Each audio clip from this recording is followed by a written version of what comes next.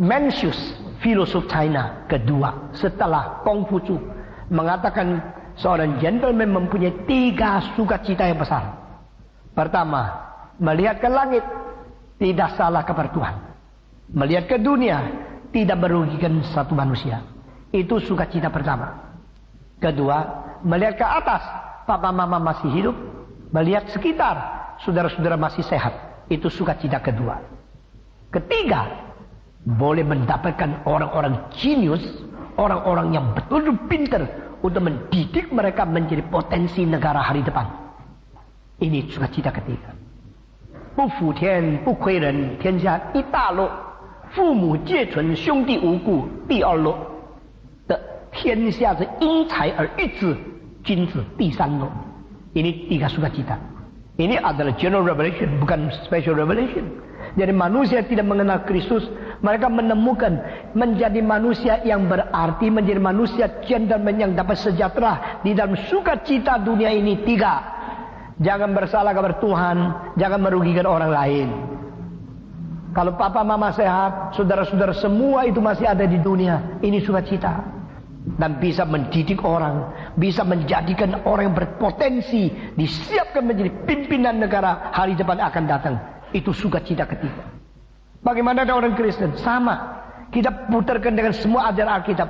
Kalau saya melakukan perintah Tuhan, saya akan melakukan kehendak Allah, dan saya baik-baik menginjili orang, baik-baik mengasihi sesama, menolong orang di dunia ini. Dan ketiga, saya bisa mengabar Injil, bisa mendidik orang, bisa mempersiapkan orang melayani Tuhan. Ini 3 dilakukan, ini sukacita paling besar. Di dalam konteks seperti ini, saya berkata kepada Tuhan, saya mau menjadi orang yang penuh sejahtera di hati, yang menikmati security di hati. Ya, tidak usah takut. Sudah orang yang sudah menjalankan kehendak Tuhan, sudah melakukan ibadah sesungguhnya dan mencintai orang lain. Jangan takut engkau besok mati kelaparan. Tidak usah takut engkau mati tidak orang peduli. Kalau engkau betul-betul melakukan kehendak Tuhan dan betul-betul mencintai sesama, di dalam kesulitan engkau pasti ada pertolongan dari Tuhan, ada pertolongan dari orang lain. Di Surabaya ada seorang datang kepada saya nangis-nangis. Atong, rumah saya dibakar, gudang saya hangus. Yang paling cilaka, sebelum bakar itu terjadi, saya baru masukin semua barang, baru stok semua barang di dalam gudang itu. Dan gudang itu saya gabung dengan rumah, sekarang 2-2 habis. Saya bagaimana hidup lagi, anaknya 4. Saya sama istri sudah tua, waktu itu dia umur kira-kira 60. Saya baru umur 30-an.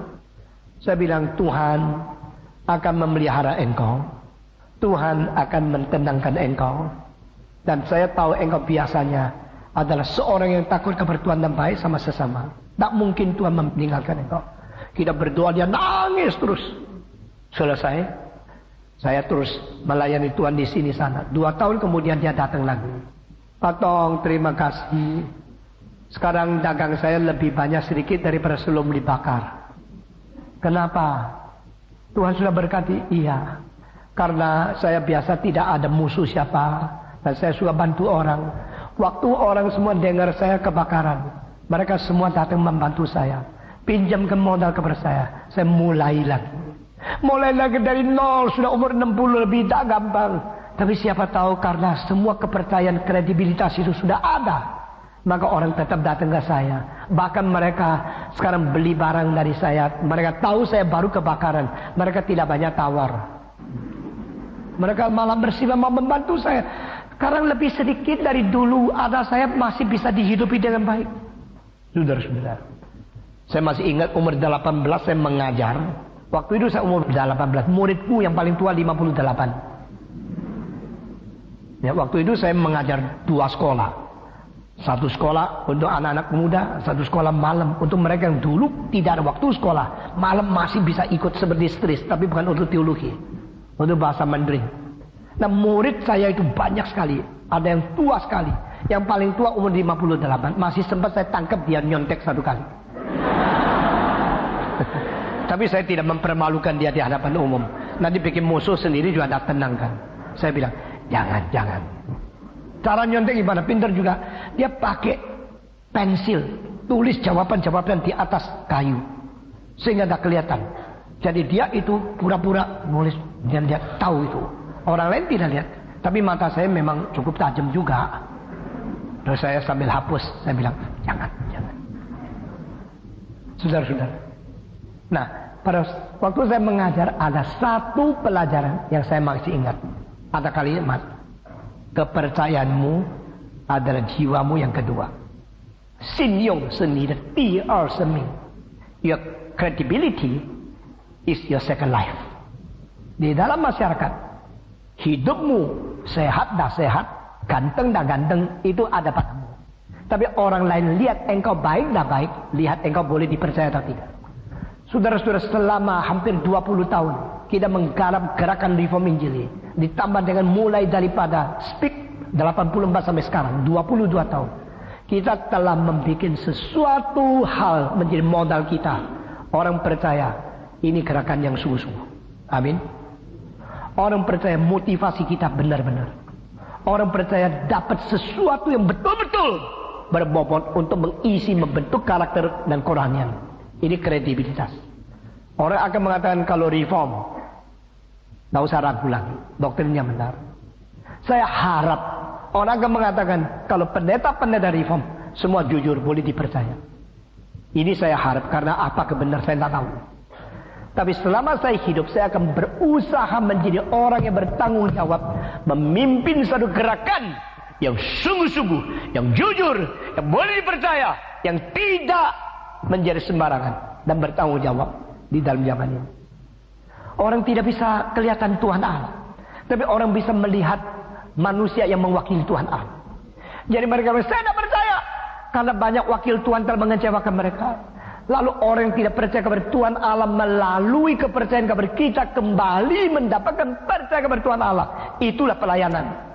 To regain their faith in God, you should be the representative of the truth. To reflect the glory, the beauty, the truthfulness of God. Sehingga orang melihat kita, mereka melihat Tuhan yang sejati, Tuhan yang boleh dipercaya. Pada waktu saya muda, saya khotbah tidak kasih tema. Orang bilang, Pak Tong kasih tema dong, orang akan datang karena tema. Saya bilang enggak, orang akan datang karena bobot. Orang akan datang karena yang bicara betul-betul sungguh-sungguh bertanggung jawab. Akibatnya kebangunan rohani saya pimpin di mana-mana sampai 1.500 gereja. Belum pernah kasih tema. Tapi mereka tahu kalau Stephen Tong yang datang, tidak usah tanya tema, pasti ada sesuatu yang kita peroleh. Di banyak kota, termasuk di New Zealand, termasuk di Eropa, termasuk Amerika. Patong terus terang aja, kalau orang lain datang kita mengundang orang susah. Kalau Patong yang datang kita undang orang, mereka semua mau datang. Karena mereka tahu kalau datang ikut kebaktian Bapak pasti mendapatkan sesuatu. Saudara tadi tidak tahu kan hari ini mau khotbah apa? Tidak tahu kan? Cuma tahu kira-kira ayat ini kan? Tetapi setiap kali engkau datang, engkau mendapat sesuatu. Karena apa? Engkau percaya yang berkhotbah bukan orang yang tidak bertanggung jawab. Your credibility is your second life. People know you. People trust in you. Because you create your credibility on their faith. Mereka pelan-pelan beriman kepada kebenaran dan kepercayaan yang betul-betul engkau bertanggung jawab. Saudara-saudara kalian, jadi kalau kita terhadap Tuhan jalankan perintah, terhadap manusia kita memberikan satu kepercayaan, menenangkan mereka, dan kita sendiri akan menjadi orang yang tenang dan secure hatinya.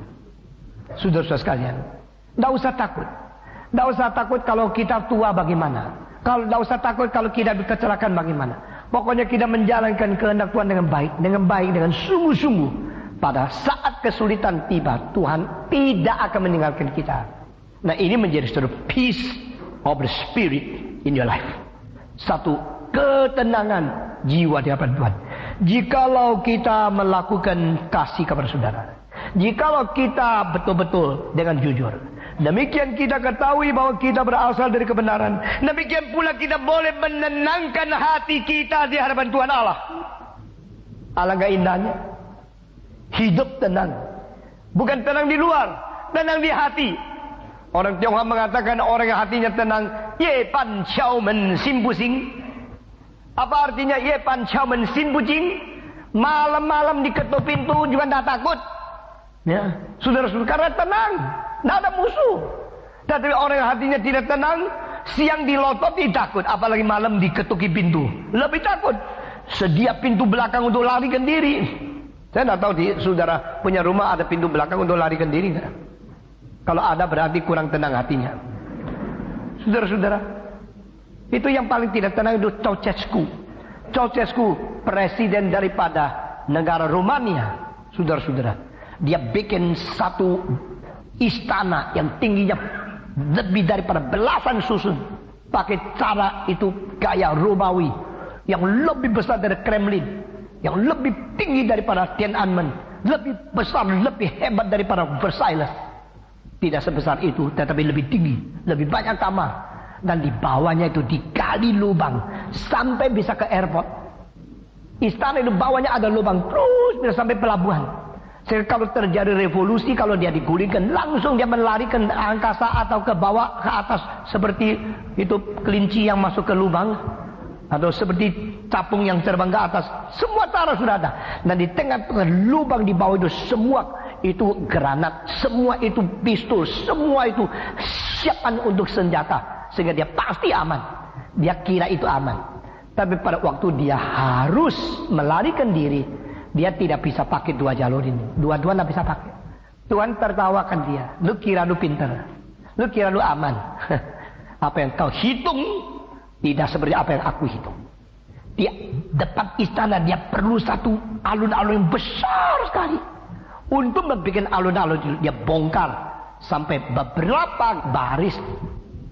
Semua bangunan dihancurkan. Di antara tempat alun-alun yang dia bikin itu ada 13 gereja kuno, semua dihancurkan. Ceausescu, dia kira dia seperti Allah, dia pintar. Sehingga kalau dia berdiri atas podium istana itu, ratusan ribu orang hore, hore, long life. Wah, dia bangga sekali. Justru terakhir kali setelah dia pulang daripada negara yang lain, ada satu pertemuan paling besar. Di situ terjadi pemberontakan. Waktu pemberontakan jadi pidato, dia tidak bisa langsung berhenti. Waktu berhenti, itu TV daripada Romania kecelakaan. Karena seluruh dunia lagi lihat berapa hebatnya dia pidato. Mendadak kacau dan dia berhenti. Dan TV itu tidak tahu mesti taruh di mana kameranya. Akhirnya mereka berusaha untuk membuat seperti pandangan dari kota, masukkan TV dan suara pidato berhenti, mau diisi apa tidak tahu. Semenjak berontak makin besar, dia tahu semua sudah tidak mau dia. Dan dia lari ke atas. Waktu lari ke atas, dia begitu mendadak bukan seekor ya. Satu buah helikopter datang tolong dia. Dan pada saat dia naik ke helikopter itu, saudara-saudara, ada 2 orang-orang yang sangat setia kepada dia juga mau naik. Tapi pilot bilang, sudah berapa orang, sudah tidak bisa, jangan tambah lagi. Dia bilang, jaga perintahku.